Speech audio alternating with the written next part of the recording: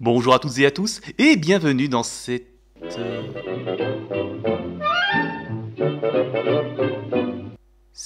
nouvelle chronique où cette fois-ci nous n'allons pas aborder l'histoire d'un studio ou les remous de production d'un film, mais plutôt une heureuse anecdote sur les à-côtés d'une célèbre série de cartoon. Mais avant ça, il est temps de vous parler d'une légende de l'animation américaine, mais parfaitement inconnue pour nous francophones, Mel Blanc.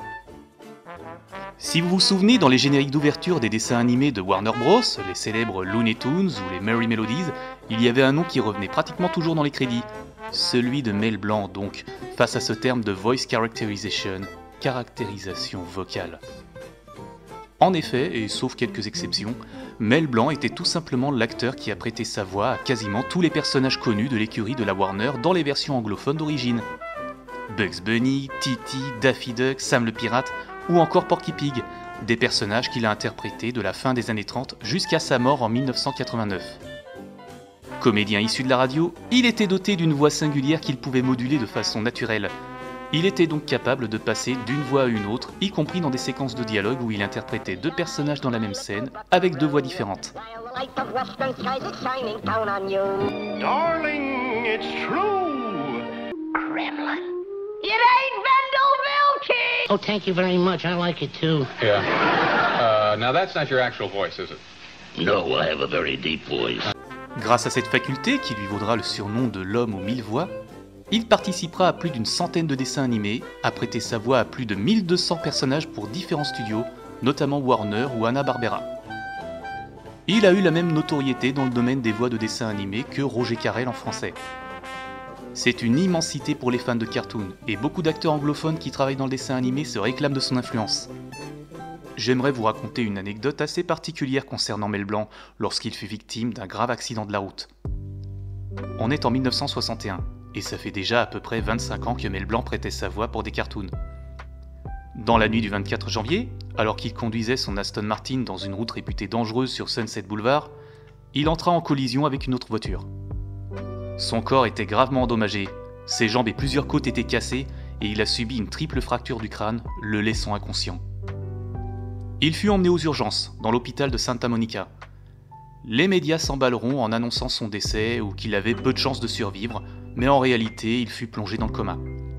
Il recevra des milliers de lettres de fans, adultes et enfants, lui souhaitant un prompt rétablissement, certains ayant même envoyé de l'argent à l'hôpital en espérant faciliter ses soins. Il sera mis entre les mains de neurologues, dont le docteur Louis Conway, qui tenteront par tous les moyens de réveiller Mel Blanc en l'appelant par son nom, cherchant le moindre signe de vie dans son cerveau. Un jour, alors que ça faisait 2 semaines que Blanc ne s'était pas réveillé, et alors que sa famille était dans sa chambre d'hôpital, Conway eut une idée. Il se pencha vers Mel Blanc et lui demanda « Hey, salut Bugs, comment vas-tu aujourd'hui ?» Après quelques moments de silence, Mel Blanc répondit faiblement, en prenant la voix de Bugs Bunny. « Quoi de neuf, docteur ?» Alors que tout le monde était stupéfait, Conway lui demanda ensuite comment allait Titi. Mel Blanc répondit, cette fois en prenant la voix de Titi. « Ça voulait vous dire que j'ai cru voir un rominet. » Ainsi, Mel Blanc sortit miraculeusement de son coma. Selon des spécialistes du cerveau, le fait qu'il ait interprété ses personnages de dessins animés pendant 25 ans, en sortant immédiatement la voix adéquate, par habitude, ça aurait agi comme une sorte de signal dans son esprit endormi.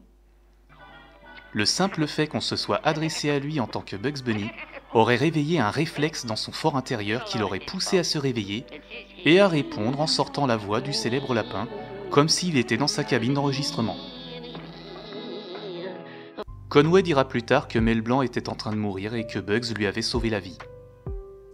Il sera alité pendant 90 jours et reprendra son travail avec l'enregistrement de la saison 2 des Pierres à Feu, dans lequel il interprétait Barney.